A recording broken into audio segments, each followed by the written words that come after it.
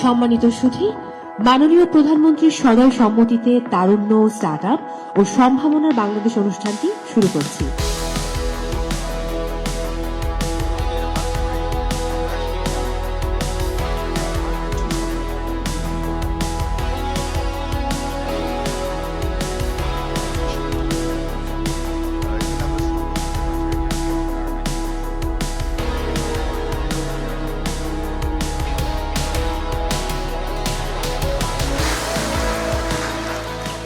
আপনারা জানেন, স্টার্টআপ আর উদ্ভাবন দুয়ে মিলে উন্নয়ন, এই মূলনীতিকে সামনে রেখে প্রধানমন্ত্রী জনাব তারেক রহমান কলেজ ও বিশ্ববিদ্যালয়ের শিক্ষার্থীদের উদ্ভাবনী ব্যবসায়িক ধারণা, বাণিজ্যিকরণের, প্রতিযোগিতামূলক সিড ফান্ডিং এবং ইনোভেশন গ্রান্ট প্রদানের ঘোষণা দিয়েছেন, যাতে তরুণরা চাকরি প্রার্থী না থেকে কর্মসংস্থান সৃষ্টির উদ্যোক্তায় পরিণত হতে পারে।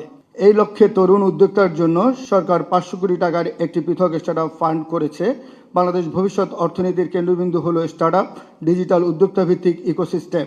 আর এই নতুন রূপান্তর প্রক্রিয়ায় প্রধানমন্ত্রী জনাব তারেক রহমানের নেতৃত্বে তরুণদের জন্য একটি সুস্পষ্ট দিক নির্দেশনা হিসাবে কাজ করছে। এই পর্বে আমরা সফল স্টার্টআপদের অভিজ্ঞতা শুনব। বাংলাদেশে ইতিমধ্যে প্রতিষ্ঠিত স্টার্টআপগুলো কিভাবে শুরু করেছিল, তাদের সেই বেড়ে ওঠার গল্প।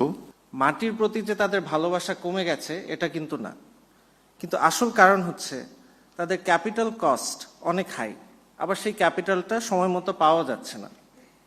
ভালো মানের সার বীজ পাওয়া কঠিন, সঠিক পরামর্শের অভাব আছে, আর ফসল বিক্রির সময় ন্যায্য দাম পাওয়া যাচ্ছে না। 2019 সালে আমরা দুই বন্ধু মিলে এই সমস্যাগুলো সমাধানের জন্য আইফার্মার শুরু করি। গত 2 বছর ধরে আমরা ফার্মার কার্ড নিয়ে পাইলট করছি এবং সরকার চাইলে আমাদের এখানে কিছু এক্সপিরিয়েন্স লার্নিং আছে যেটা আমরা শেয়ার করতে প্রস্তুত। অনেকেই জামদানিকে শুধু শাড়ির মধ্যেই সীমাবদ্ধ ভাবেন, কিন্তু আমরা সেই ধারণা বদলাতে কাজ করছি। আমরা জামদানিকে আধুনিক, ব্যবহারযোগ্য এবং ইকো ফ্রেন্ডলি লাইফস্টাইল প্রোডাক্টে রূপান্তর করেছি।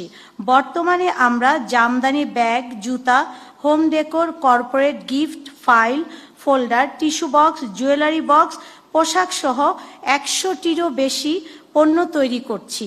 আমরা আমার ফ্রেন্ডদের সাথে বসে একটা সিদ্ধান্ত নিলাম, যদি এমন একটা প্র্যাকটিস ভিত্তিক প্ল্যাটফর্ম করা যায় যেখানে স্টুডেন্টসরা প্র্যাকটিস করার মাধ্যমে কিছু শিখতে পারবে, মুখস্থ বিদ্যা নির্ভর হবে না, তাহলে কেমন হয়। তো সেখান থেকেই চর্চার যাত্রা শুরু। আমরা শুরু থেকে চেষ্টা করেছি যে কিভাবে পড়াশোনাকে আনন্দময় করা যায়। আমরা আজকে শুধু শেয়ার ট্রিপের জার্নির কথা বলতে আসিনি, আমরা বলতে এসেছি বাংলাদেশের স্টার্টআপ, ট্যুরিজম এবং প্রযুক্তি নির্ভর সেই সম্ভাবনার কথা, যার দোরগোড়ায় আজ আমরা দাঁড়িয়ে আছি। 2018 সালে আমরা আমাদের ফার্স্ট ফরেন ইনভেস্টমেন্ট পাই এবং 2019 সালে শুরু হয় শেয়ার ট্রিপের যাত্রা। ট্যুরিজমের জন্য যেটা আমাদের দরকার সেটা হচ্ছে দেশীয় ওটিএগুলোকে ফর্মাল রেকগনিশন দেওয়া এবং সিমলেস ই ভিসার ব্যবস্থা, সাথে ইনবাউন্ড ও আউটবাউন্ড ট্যুর অপারেটরদের একটি কম্পিটিটিভ ভ্যাট ও ট্যাক্স ফ্রেমওয়ার্ক, যাতে অফলাইন ট্রাভেল এজেন্ট, প্রবাসী কর্মী এবং সাধারণ মানুষ সবাই ডিজিটাল সার্ভিসের সুবিধা একসাথে একই জায়গায় পান। এবারে আপনাদের আমন্ত্রণ জানাচ্ছি আজকে আমাদের এই অনুষ্ঠানের, আমি মনে করি সবচেয়ে গুরুত্বপূর্ণ, মাননীয় প্রধানমন্ত্রীর সঙ্গে শিক্ষার্থীদের মুক্ত আলোচনার পর্ব। 8টি স্বনামধন্য শিক্ষা প্রতিষ্ঠানকে আমন্ত্রণ জানিয়েছে এই পর্বের জন্য মাননীয় প্রধানমন্ত্রী। এখানে উপস্থিত আছে ঢাকা বিশ্ববিদ্যালয়, Bangladesh university of science and technology BUET, Jahangirnagar বিশ্ববিদ্যালয়, জগন্নাথ বিশ্ববিদ্যালয়, Bangladesh university of professionals, military institute of science and technology, north south বিশ্ববিদ্যালয় এবং ব্রাক বিশ্ববিদ্যালয়ের 230 জনের বেশি শিক্ষার্থী। যাদের ভালো স্টার্টআপ বা ব্যবসায়িক ধারণা আছে কিন্তু জামানত নেই, তাদের জন্য ঋণ পাওয়া সহজ করতে সরকারের কি উদ্যোগ রয়েছে?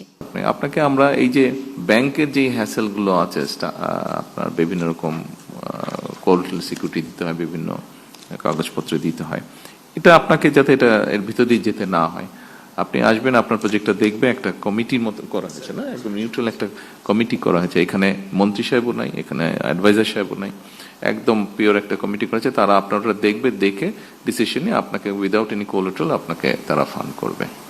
আমাদের যারা প্রান্তিক তরুণ, যারা উদ্যোক্তা হতে চাইছে, তাদের স্টার্টআপকে টিকিয়ে রাখার জন্য তিনটা জিনিস দরকার মাননীয় প্রধানমন্ত্রী। এই তিনটা জিনিস হচ্ছে মেন্টরশিপ, ইন্টারন্যাশনাল নেটওয়ার্কিং এবং ইন্টারন্যাশনাল মার্কেটে অ্যাক্সেস। তো এই তিনটা ব্যাপার ইনশিওর করে আমাদের তরুণ উদ্যোক্তাদেরকে টিকিয়ে রাখার জন্য গভর্নমেন্ট কি ধরনের প্রোগ্রাম প্ল্যান করছে?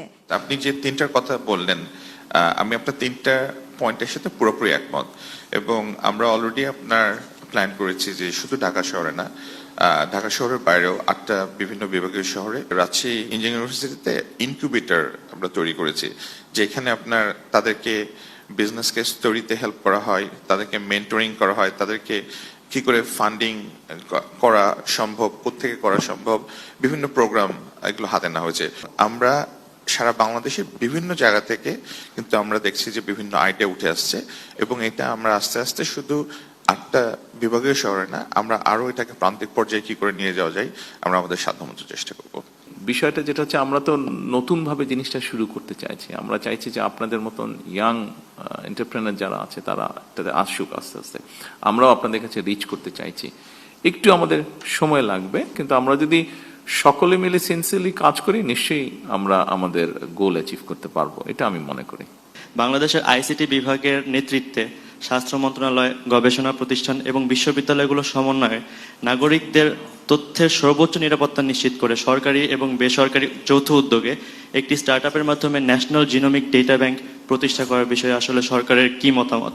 এই প্রথমবার মতো আমরা one citizen, one digital identity and one digital wallet চালু করতে যাচ্ছি। This would be our first population database, যেটা আপনার পপুলেশন রেজিস্ট্রি হিসেবে কাজ করবে, এবং এটা আপনার ফার্স্ট স্টেপ। আপনার once you build that population database, population registry, then তখন আপনি নেক্সট আপনি হেলথ কেয়ারে যেতে পারবেন, আপনি এডুকেশনে যেতে পারবেন। So we are just starting hour journey. আপনার হয়তো 12 মাস থেকে 18 মাস আমাদের সময় লাগবে, বাট ইনশাল্লাহ আজ থেকে 2 বছর পরে will be in a place, যেটা আপনি যে প্রশ্ন করলেন, আপনি আপনার রুমে বসে এপিআই দিয়ে আপনি এই ডেটা অ্যাক্সেস করতে পারবেন ইনশাল্লাহ। আমরা বিভিন্ন স্টার্টআপ দেশীয় বাজারে অনেক ভালো করলেও দেখা যায় বিদেশি যখন আমরা ইন্টারন্যাশনাল পর্যায়ে যাই অনেক সমস্যার মুখোমুখি হই। এই ধরনের সমস্যার সমাধান অথবা সহায়তা করতে কিভাবে হেল্প করতে পারে সরকার? এটার ব্যাপারে আমাদেরকে কিছু পলিসি নিতে হবে। এই পলিসিগুলোর উপর আমরা কাজ করছি। পলিসির সাথে সাথে আমাদের foreign office, through foreign office আমাদেরকে কিছু কাজ করতে হবে, সেগুলোর উপরে আমরা কাজ করছে। ভবিষ্যতে কি সরকার বা সংশ্লিষ্ট সংস্থাগুলোর পক্ষ থেকে কৃষি প্রযুক্তি অর্থাৎ অ্যাগ্রিটেক, জলবায়ু প্রযুক্তি অর্থাৎ ক্লাইমেট টেক বা স্বাস্থ্য প্রযুক্তি অর্থাৎ হেলথ টেক এর মতো দীর্ঘমেয়াদী ও গুরুত্বপূর্ণ খাতে যে স্টার্টআপগুলো আছে সেগুলোর জন্য বিশেষ কোনো অর্থায়ন বা সহযোগিতার পরিকল্পনা আছে কি? অবশ্যই অবশ্যই অবশ্যই, বিকজ কৃষিতে তো অবশ্যই লাগবে। কৃষি তো আমরা একটা দেখলামই এখানে। এরকম যদি এন্টারপ্রেনার যদি কোনো নতুন আইডিয়া নিয়ে আসে এবং আমরা যদি দেখি অ্যানালাইসিস করি যে ওই আইডিয়াগুলো will give us a good benefit, definitely আমরা ওগুলোকে ফান্ড করবো ইনশাল্লাহ। আমাদের দেশ থেকে স্টুডেন্টরা এখন টপ রিসার্চ করতেছেন, টপ ভেন্যুতে পাবলিশ করতেছেন, কিন্তু ক্লিয়ারলি এই টপ রিসার্চের আউটকাম গুলো আমাদের প্রোডাক্টে কনভার্ট করতে পারতেছি না, competing with world class tech giants যদি এদের কথা আমরা বলি। ইউনিভার্সিটির এই প্রজেক্টগুলোতে government long term support and patronization দিতে পারে কিনা? আমরা এখানে দুভাবে এটাকে অ্যাড্রেস করার চেষ্টা করছি। একটা হচ্ছে যে যারা এন্টারপ্রেনার হতে পারে তারা যাতে দেশে থাকে, দেশে থাকলে সে যেই সাপোর্টটা দিলে তাকে সে ফ্লারিশ করতে পারবে, আমরা সেটার চেষ্টা করছি। আমরা জানি যে বাংলাদেশ এখন অবকাঠামো উন্নয়নে অনেকটাই এগিয়ে আছে, তবে অন্যান্য দেশ যেমন ইউকে, সিঙ্গাপুর, সাউথ কোরিয়া এর মতো কোনো ন্যাশনাল ডিজাইন কমিশন এখনো বাংলাদেশে এক্সিস্ট করে না, যেখানে architect, urban designer, engineer, social scientist, ministries একই প্ল্যাটফর্মে একত্রে ন্যাশনাল চ্যালেঞ্জেস ডিজাইনের থ্রুতে সলভ করার চেষ্টা করে থাকে। In respect to that sir, আমার প্রশ্ন হচ্ছে সরকার কি একটি জাতীয় ডিজাইন ইনোভেশন কমিশন গঠনের কথা বিবেচনা করতে পারে? টু বি অনেস্ট, এভাবে এখনো আমরা চিন্তা করিনি মনে হয় বিষয়টাকে। হয়তো ভবিষ্যতে এরকম আমাদেরকে করতে হতে পারে যে যেমন ধরেন এখানে যদি এই বিল্ডিংটা নেই, আমরা যদি চিন্তা করি না এই বিল্ডিংটা আমরা করব, সেক্ষেত্রে ঠিক আছে গভর্নমেন্টের বিভিন্ন আর্কিটেক্ট বা ইঞ্জিনিয়ার আছেন, ওনারা তো একটা তৈরি করবেন ডিজাইন, কিন্তু এর বাইরেও আমরা আপনাদের মতন ইয়াং আর্কিটেক্ট যারা আছে তাদেরকে সুযোগ করে দেওয়ার জন্য একটা ওপেন ইনভিটেশন থাকতে পারে। এরকম একটা চিন্তা ভাবনা আমরা করছি।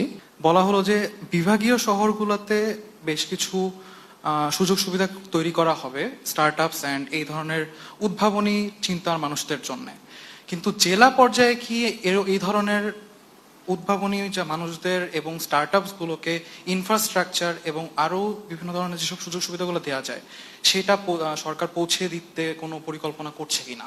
না, আমরা এখনই পরিকল্পনা করছি না, কারণ আপনাকে একটা জিনিস একটু বুঝতে হবে, আমাদের দেশের প্রেক্ষাপটে আমাদের রিসোর্সের বিষয়টা আমাদেরকে সবাইকে একটু বুঝতে হবে। বর্তমান সময়ে যে এআই এবং অটোমেশন এর সাথে তাল মিলিয়ে বাংলাদেশের তরুণ উদ্যোক্তারা বিশ্বের বাজারে প্রতিযোগিতা করে তারা নেতৃত্ব দিতে চাচ্ছে। সেক্ষেত্রে বর্তমান সরকার এই সকল তরুণ উদ্যোক্তাদের জন্য কি পদক্ষেপ নিতে চাচ্ছে? আমরা চিন্তা ভাবনা করছি যে ইনশাল্লাহ আমরা এই ইয়ার না হলে ইনশাল্লাহ নেক্সট ইয়ারে আমরা ঢাকায় যে এআই হ্যাকাথন যে হয় এটার আমরা এখানে একটা অনুষ্ঠান আয়োজন করব। আমরা সরকারিভাবে data centre and AI based GPU power capacity processing unit তৈরি করব এবং এখানে ওয়ার্কিং স্পেস থাকবে যেখানে আপনি ইউনিভার্সিটির স্টুডেন্ট, আপনি সেখানে এসে কাজ করতে পারবেন। সো ইনশাল্লাহ এই বছরের শেষের দিকে আমরা এই সেন্টারটা উদ্বোধন করার জন্য চেষ্টা করছি। সরকারের পক্ষ থেকে অনুদানপ্রাপ্ত 6টি নির্বাচিত স্টার্টআপের হাতে অনুদানের চেক তুলে দেওয়ার জন্য আমি অনুষ্ঠানের প্রধান অতিথি মাননীয় প্রধানমন্ত্রীকে বিনীত অনুরোধ জানাচ্ছি। প্রথমেই আসছেন নাফিস রায়হান। চর্চা বাংলাদেশের একটি এডটেক স্টার্টআপ চর্চা, যা এসএসসি, এইচএসসি, বিশ্ববিদ্যালয় ভর্তি এবং প্রতিযোগিতামূলক পরীক্ষার প্রস্তুতির জন্য ব্যক্তিকেন্দ্রিক ও গেমিফাইড প্রশিক্ষণ প্ল্যাটফর্ম প্রদান করে। ভেনোভা বায়ো ম্যাটেরিয়ালস, তারাও পাচ্ছে 10 লক্ষ টাকা। একটি উদ্ভাবনী স্টার্টআপ যা কলা গাছের বজ্র সহ প্রাকৃতিক কাঁচামাল ব্যবহার করে পরিবেশ বান্ধব বায়ো ম্যাটেরিয়াল ও টেকসই পণ্য উন্নয়নে কাজ করে। এবার interview boss AI, Sharmin Akter, congratulations. Interview boss AI বাংলাদেশে প্রতি বছর বিদেশগামী 7 লক্ষাধিক কর্মীর দক্ষতা ও উপসাগরীয় দেশগুলোর চাকরির চাহিদার মধ্যে বিদ্যমান ব্যবধান দূর করতে কাজ করছে। ইন্টারভিউ বস এআই পাচ্ছে 5 লক্ষ টাকা। এবার বাজ শিল্ড, নিশাত জাহান নাদিরা, অভিনন্দন। বাজ শিল্ড একটি ইকো ফ্রেন্ডলি মশা নিয়ন্ত্রণ ব্যবস্থা যা বিশেষ আকর্ষক তরল ও নিধন উপাদানের মাধ্যমে মশাকে আকৃষ্ট, ফাঁদে আটকে এবং ধ্বংস করে। এবার নিউ সিভার, ধিলন রায়, অভিনন্দন আপনাকে। বাংলাদেশের একটি উদ্ভাবনী স্বাস্থ্য প্রযুক্তি ভিত্তিক স্টার্টআপ যা চাহিদা ভিত্তিক অ্যাম্বুলেন্স ডিসপ্যাচ ও সমন্বিত অ্যাম্বুলেন্স সেবা প্ল্যাটফর্ম নির্মাণ করছে। এবারে কারেক্ট, সারাফ লামিয়া, কংগ্রাচুলেশনস, তারাও পাচ্ছেন 1 লক্ষ টাকা। একটি এআই ভিত্তিক শিক্ষা প্রযুক্তি প্ল্যাটফর্ম যা শিক্ষা প্রতিষ্ঠানের মূল্যায়ন ও পরীক্ষা ব্যবস্থাপনাকে সহজ, দ্রুত এবং নির্ভুল করে। কংগ্রাচুলেশনস কারেক্টের পুরো টিমকে। এবার একটি বিশেষ ঘোষণা রয়েছে। আপনারা লক্ষ্য করেছেন যে আমরা 4 জনের কথা শুনেছিলাম স্টার্টআপে, তাদের মধ্য থেকে একটি প্রতিষ্ঠানকে আমাদের মাননীয় প্রধানমন্ত্রী এই মুহূর্তে বিশেষভাবে 10 লক্ষ টাকার অনুদান দিচ্ছেন। তারা হলেন রাফিহা ফ্যাশন হাউস। অভিনন্দন। লুৎফুন্নেসা, অনেক অনেক অভিনন্দন, আপনার স্বপ্ন পূরণ হোক। এবার আমি অনুরোধ করব ঢাকা বিশ্ববিদ্যালয়ের পক্ষ থেকে আমাদের মাননীয় উপাচার্য অধ্যাপক ডক্টর এবিএম ওবায়দুল ইসলাম মহোদয়কে আমাদের মাননীয় প্রধানমন্ত্রীর হাতে সম্মাননা স্মারক তুলে দেবার জন্য আমি প্রভিসি স্যারদেরকে অনুরোধ করছি মঞ্চে আসবার জন্য।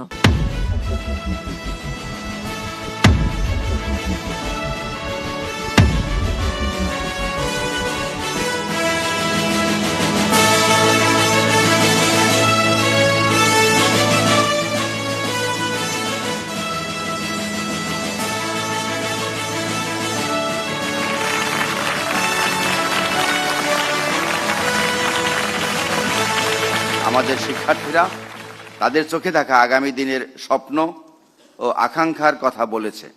তরুণ স্টার্টআপ উদ্যোক্তারা তাদের বাস্তব সম্ভাবনা ও চ্যালেঞ্জগুলো অকপটে তুলে ধরেছে। কৃত্রিম বুদ্ধিমত্তা, সাইবার নিরাপত্তা, ভাষা প্রযুক্তি, ডিজিটাল আইডেন্টিটি এবং ডেটা ড্রিভেন গভর্নেন্সের এই যুগে আমাদের শিক্ষার্থীদের শুধু চাকরি খোঁজার মানসিকতা থেকে বের হয়ে আসতে হবে। তরুণদের প্রযুক্তি ব্যবহার করে নতুন নতুন কর্মসংস্থান তৈরির উদ্যোক্তা হওয়ার সাহস দেখাতে হবে। চারপাশে পরিবহন, স্বাস্থ্য, শিক্ষা, কৃষি এবং গ্রামীণ অর্থনীতিতে যে সমস্যাগুলো রয়েছে সেগুলোকে কেবল সমস্যা না ভেবে সেগুলোকে উদ্ভাবনের এক একটি বড় সুযোগ হিসেবে দেখতে হবে। আইসিটি বিভাগ আমাদের তরুণদের মেন্টরিং, ট্রেনিং, প্রোটোটাইপ তৈরি, ইনকিউবেশন এবং পরবর্তীতে বড় বিনিয়োগের মাধ্যমে একটি আইডিয়াকে বাস্তব ব্যবসায় রূপান্তরের যে সমন্বিত রোডম্যাপ তৈরি করেছে তা তরুণদের পথ চলার শূন্যতাগুলোকে দূর করবে এবং তাদের স্বপ্নকে অনেক সহজ করে দিবে। আমি আপনারা যারা এখানে নতুন এন্টারপ্রেনার আছেন, উড বি এন্টারপ্রেনার আছেন, যারা এগিয়ে আসতে চাচ্ছেন, যারা কিছু করতে চাচ্ছেন, আপনাদেরকে একটা কথা আমি শুধু বলি, আপনারা যেটা করতে চাইছেন, it's not so easy, it's very difficult, it's very difficult, কিন্তু আপনি পারবেন যদি আপনার ইচ্ছা থাকে। আপনাদেরকে এরকম অনেক কষ্টের মধ্যে দিয়ে যেতে হবে। তবে আপনাদেরকে এতটুকু বলতে পারি, এই মুহূর্তে আমার সরকারের অবস্থান থেকে আমি বলতে পারি, আমরা আছি আপনাদের সাথে, আপনাদেরকে হেল্প করার জন্য, আপনাদেরকে পথ দেখানোর জন্য, আপনাদের পাশে দাঁড়ানোর জন্য আমরা আছি। কতটুকু পারবো আমি জানি না, বাট আমরা আছি। যতটুকু পারবো সর্বোচ্চ শক্তি দিয়ে আমরা আপনাদের পাশে থাকার চেষ্টা করব আমরা ইনশাল্লাহ। আপনারা যারা যারা এগিয়ে আসছেন প্রত্যেকের সাফল্য কামনা করে আবারও আমি বলছি, আমরা আছি আপনাদের সাথে। কতটুকু পারবো জানি না, আমাদের সর্বোচ্চ দিয়ে আমরা চেষ্টা করব আপনাদের পাশে থাকার জন্য। সকলকে আন্তরিক ধন্যবাদ।